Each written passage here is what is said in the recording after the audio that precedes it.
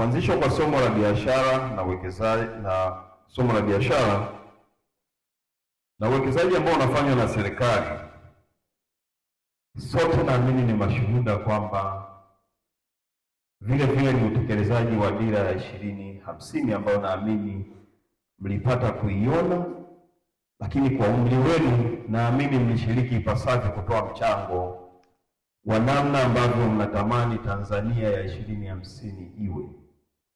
Hivyo basi nipende kusema kwamba somo la biashara lisiende kuwa la nadharia zaidi kwa maana ya theory, likafanyike in practice.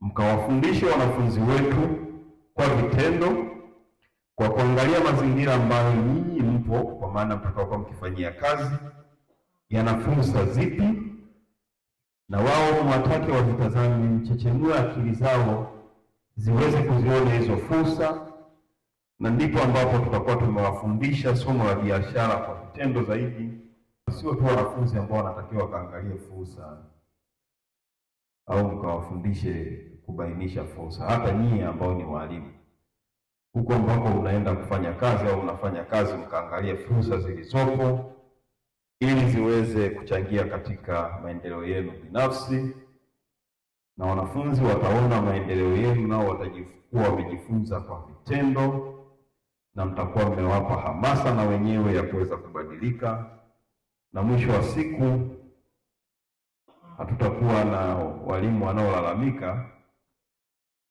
ila tutakuwa na walimu wanaowajibika katika ajenda nzima ya maendeleo. Tumejifunza namna ya kutumia mbinu shirikishi za ufundishaji, kuandaa mazingira bora ya kujifunzia, kuwashirikisha wanafunzi kikamilifu katika ujifunzaji, hasa uanzishwaji wa kazi mradi miongoni mwa wanafunzi kama sehemu ya kuwajengea umahiri wa kumudu stadi za karne ya 21 pamoja na kuendelea kujitathmini ili kuongeza ufanisi katika utoaji wa elimu. Ndugu mgeni rasmi, tunaamini kuwa maarifa haya hayatabaki ndani ya ukumbi huu wala majengo ya Chuo cha Ualimu Morogoro, bali yataenda kuleta mabadiliko chanya katika shule zetu na kwa wanafunzi tutakaokuwa tunawahudumia siku zote. Mafunzo haya pia yamejikita kuimarisha ufundishaji na ujifunzaji kwa kutumia mbinu shirikishi zinazomfanya mwanafunzi kuwa kitovu cha ufundishaji.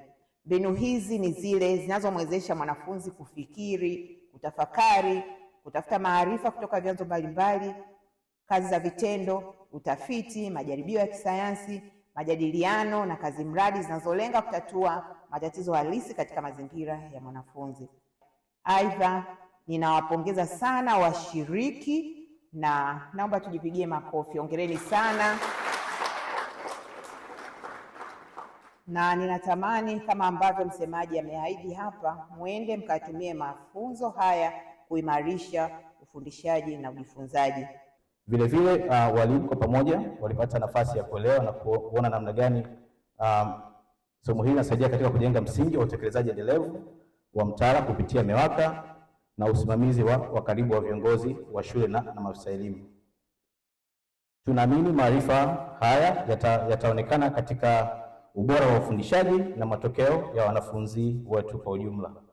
Mheshimiwa mgeni rasmi, kwa upande wa Educate pia tunajivunia kuendelea kushirikiana na serikali katika kuimarisha ubora wa elimu nchini kupitia utoaji wa msaada wa kifedha, lakini pia kitaaluma katika utekelezaji wa somo la elimu ya biashara. Ushirikiano huu unaonyesha namna gani serikali na wadau mbalimbali wa maendeleo wanaweza kufanya kazi kwa pamoja ili kufanikisha mageuzi ya elimu nchini.